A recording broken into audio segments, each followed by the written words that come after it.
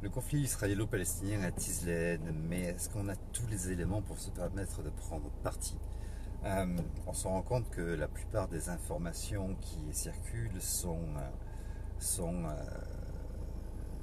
ne font que parler d'un parti, sont à l'origine que d'un seul parti, que de la Palestine.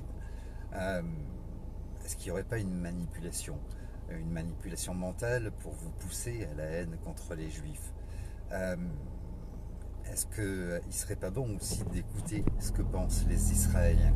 Quoi qu'il en soit, dans un conflit de guerre, ce ne sont pas ceux qui prennent des bombes sur la gueule et qui meurent qui souhaitent le conflit, qui souhaitent la guerre.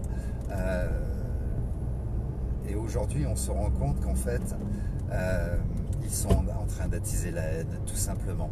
Est-ce que les Israéliens qui sont sous les bombes veulent la guerre? Non. Est-ce que les Palestiniens qui sont sous les bombes veulent la guerre? Non. Il n'y a aucun peuple qui veut la guerre.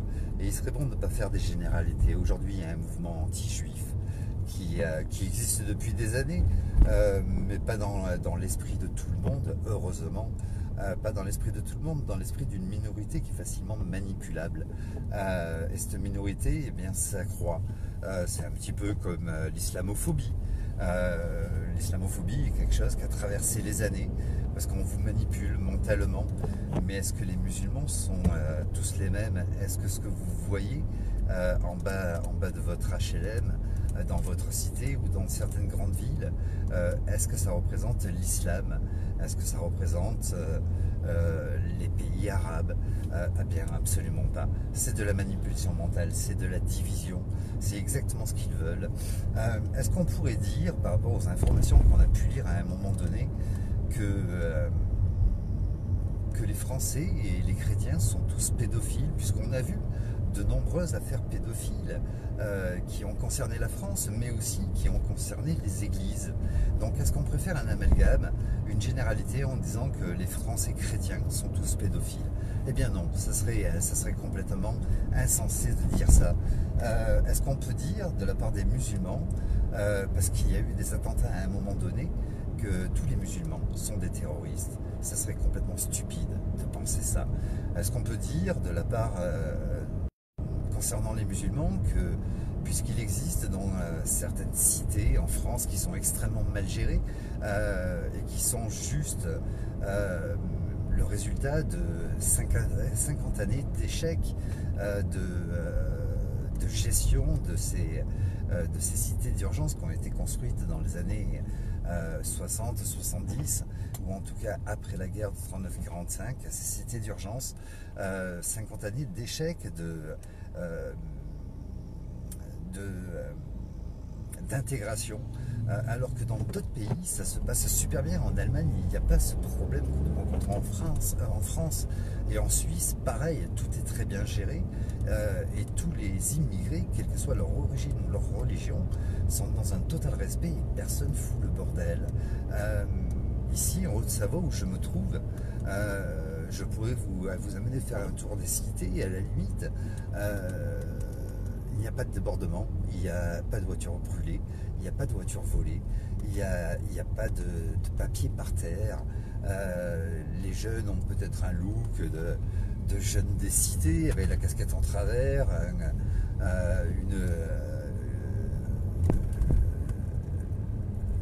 un côté du pantalon relevé pour montrer le mollet. Ils ont cette allure, mais quand vous leur parlez, ils sont dans un total respect. Ils ont leur façon à eux de parler, leur code, mais ce sont des jeunes qui travaillent, il n'y a pas de délinquance. Il y a quelques petits dealers qui essaient de se faire 4 sous, mais même si eux, vous les croisez, que vous allez leur parler, même sur leur point de vente, il y a un véritable respect.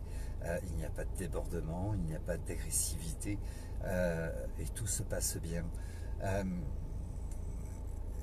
Est-ce qu'on peut dire, faire une généralité des juifs? C'est là qu'il manque de l'intelligence, et c'est là qu'on voit que vous êtes complètement manipulé par les réseaux sociaux qui véhiculent aujourd'hui une haine contre les juifs. Mais quand on écoute les Israéliens, ceux qui vivent là-bas, et j'ai la chance de les rencontrer, oui c'est vrai, sur Genève, il y a une communauté israélienne, et parmi laquelle vient viennent des gens qui habitent là-bas ou des gens qui vont en vacances là-bas pour voir leur famille.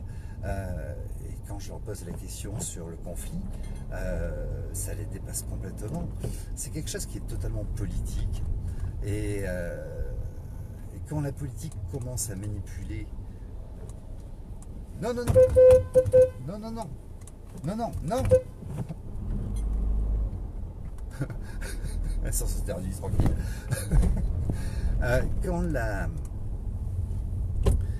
Quand la politique commence à manipuler la religion, ça devient dangereux. Donc c'est sur les réseaux sociaux, ça attise une haine et beaucoup de personnes en souffrent. Les enfants dans les écoles, les enfants juifs dans les écoles, mais aussi les enfants musulmans qui sont discriminés. Et c'est ridicule, c'est complètement ridicule. Quand on veut se mêler d'un conflit, on écoute les deux parties. C'est la meilleure façon de se mêler d'un conflit, enfin en tout cas de prendre part d'un conflit ou d'en prendre connaissance. Si demain un ami à vous vient chez vous pour vous expliquer que ça se passe pas bien avec sa femme, il va tout faire pour vous faire comprendre que c'est une véritable entre guillemets salope. Si vous voulez prendre partie du conflit, eh bien vous allez écouter votre ami, et si vous écoutez qu'un parti, eh bien vous allez confirmer, oui, c'est une véritable salope, avec tout ce qu'elle a fait, c'est une véritable salope. En revanche, si vous écoutez l'autre partie, si vous allez voir la compagne de votre ami, qui sont sur une voie visiblement de séparation, de divorce, si vous l'écoutez, eh bien elle argumentera, elle vous dira que oui, effectivement, il y a peut-être des choses qui font que c'est peut-être de la part de la cause, la cause du conflit est peut-être votre ami. Et dans ces cas-là, ça vous invite à comprendre, à essayer de comprendre ce qui se passe, et peut-être que vous reviendrez voir votre ami en lui disant, écoute, elle a réagi comme ça, elle a peut-être mal réagi, mais toi tu lui as fait ça, qui a fait entraîner cette réaction. Est-ce qu'il ne serait pas bon que vous puissiez discuter ensemble de ce malentendu, d'y réfléchir ensemble, histoire d'apaiser la situation et de soit vous remettre ensemble, parce qu'il y a une incompréhension, soit de réussir votre séparation comme vous avez pu réussir votre union. Je pense qu'on manque tous d'intelligence, on est tous manipulés, c'est une certitude. La volonté de l'élite mondiale, ça avait été dit par Attali, ça a été dit dans de nombreux ouvrages. Leur volonté, c'est de créer un chaos mondial. Et aujourd'hui, si vous ouvrez un petit peu les yeux, vous ne pouvez que le constater. Il y a le véritable chaos mondial qui est en train de s'organiser, et ça passe par la crise économique. Ils ont essayé d'agiter les classes sociales d'en bas, les classes ouvrières, etc., pour aller à la révolution, à la révolte des peuples, à la guerre civile. Ça ne fonctionne pas. Ça ne fonctionne pas parce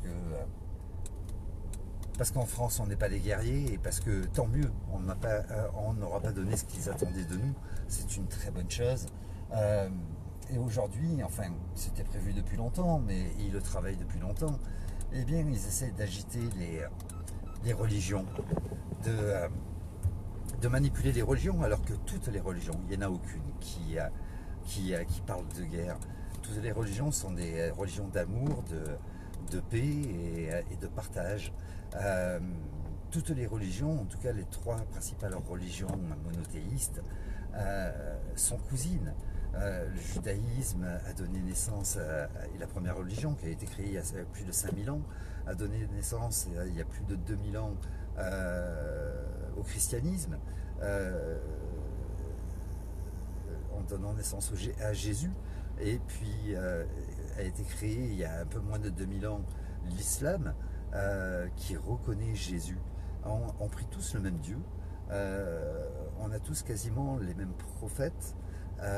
La Bible, c'est la Torah.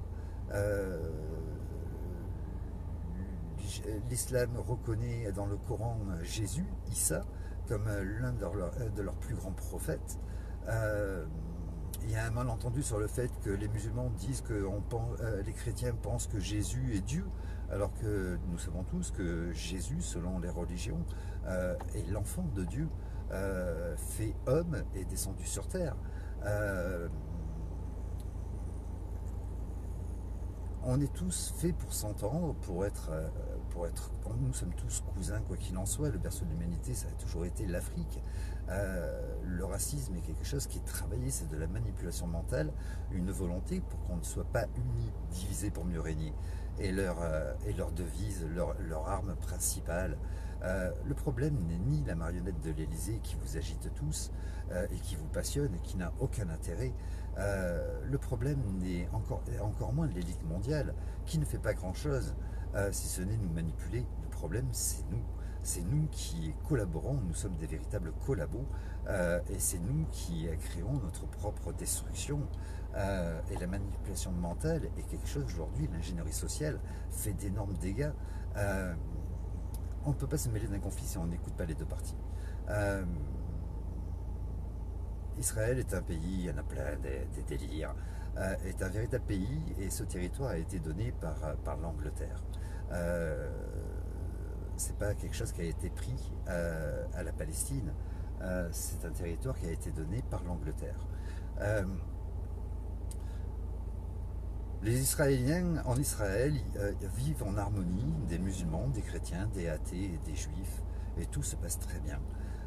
Il y a une dispute des territoires qui est publicitée sur les réseaux sociaux, mais tout en faveur de la Palestine. Et là, ça devient n'importe quoi de prendre parti. Ce qui m'a foutu la trouille hier, c'est que j'ai vu des musulmans se réunir à la grande mosquée, des musulmans révoltés. La tension est en train de monter et nous allons vers une guerre des religions. Et là, ça devient absurde. Est-ce qu'on va être assez stupide pour leur offrir ce qu'ils veulent? Ils veulent le chaos mondial pour justifier d'un gouvernement mondial. Ils ne peuvent pas l'installer comme ça. Ils ne peuvent pas l'installer comme ça, il leur faut des prétextes pour pouvoir l'installer. Et leur prétexte est le chaos mondial. La crise économique, les pandémies, tout est écrit à l'ONU, à l'OMS, etc. etc. Tout ce qu'ils prévoient est imprévisible s'ils ne le travaillent pas, s'ils n'ont pas un intérêt derrière.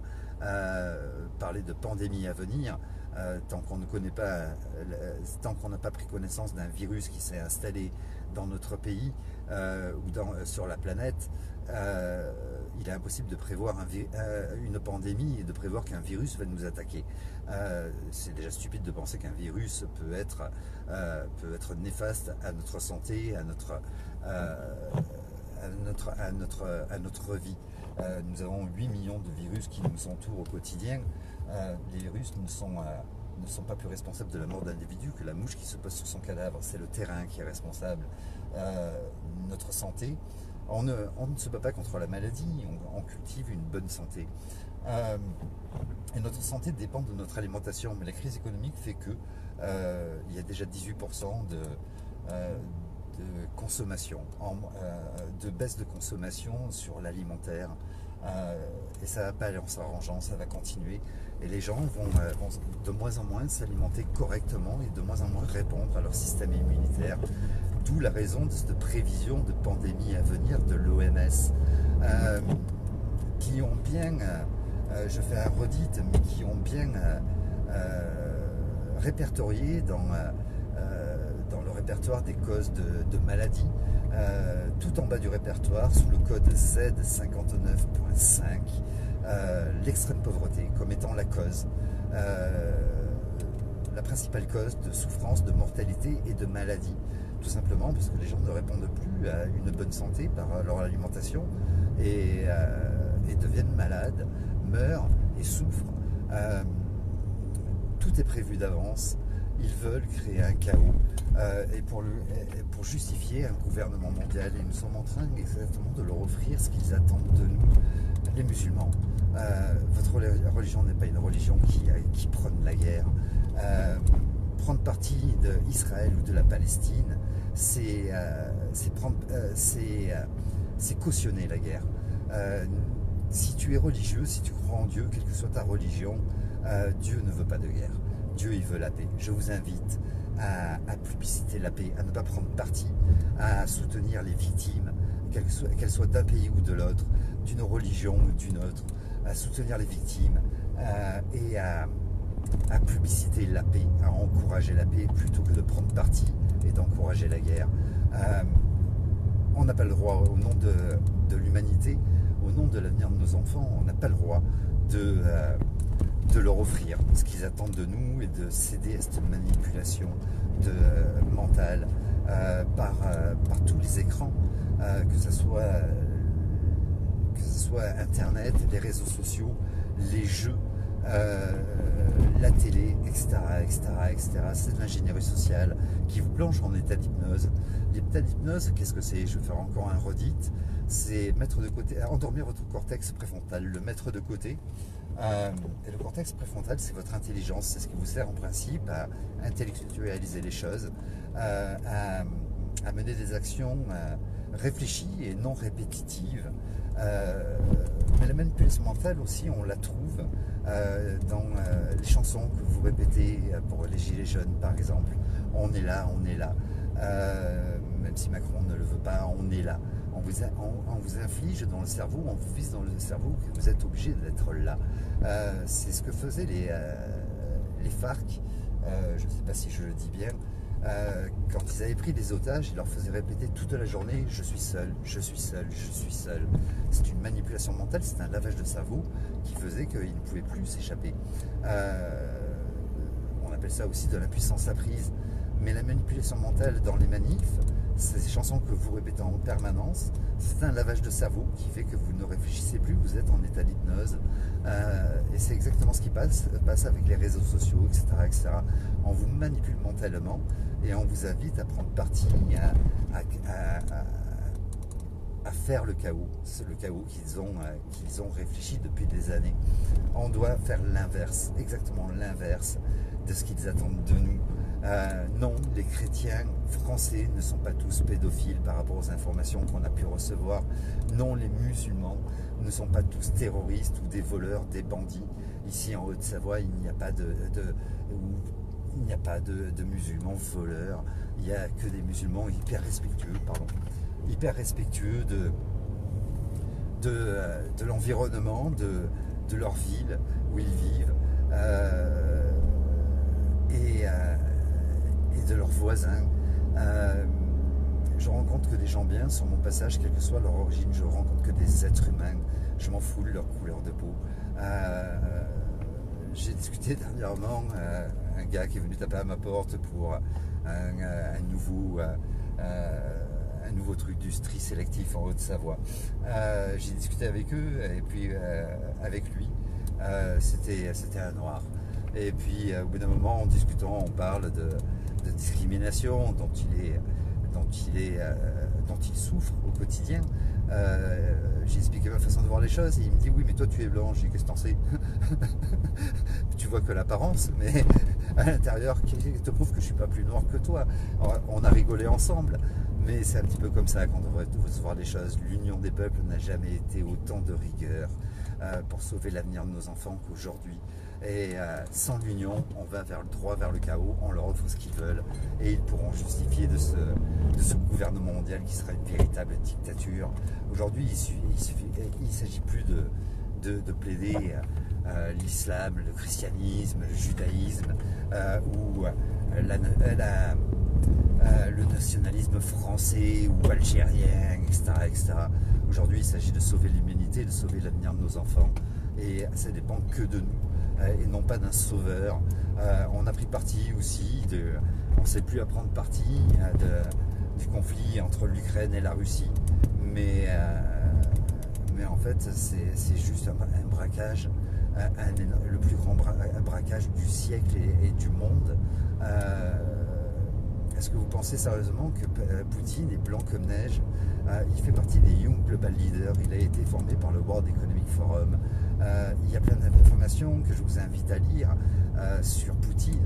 C'est un mec qui est très intéressant, il est passionnant, il vient d'en bas, il vient du milieu de la classe ouvrière et aujourd'hui il est l'homme le plus riche du monde officieusement, parce qu'on ne le met pas en avant. C'est un président qui est aimé de son peuple parce qu'il a fait beaucoup de choses pour la Russie, y compris pas visiblement par la classe ouvrière, mais il fait partie, quoi qu'il en soit, du nouvel ordre mondial. Il avait dit d'ailleurs à la télé, je ne m'oppose pas au nouvel ordre mondial, ça sera sans moi, il veut faire le sien. Donc d'où l'intérêt de créer la BRICS avec des pays alliés. Il y aura deux mondes séparés dans le nouvel ordre mondial. Mais Poutine ne fait pas partie de nos sauveurs. Il n'est pas de notre côté, du côté du peuple. Lui, il travaille sur l'économie de son pays, sur ses intérêts personnels. Mais de nous, il s'en fout. Si un jour il doit nous envoyer une bombe sur la gueule, on pourra toujours applaudir en disant Poutine, tu as raison. Mais c'est nos enfants et nous-mêmes qui allons mourir. Arrêtez de prendre parti des conflits.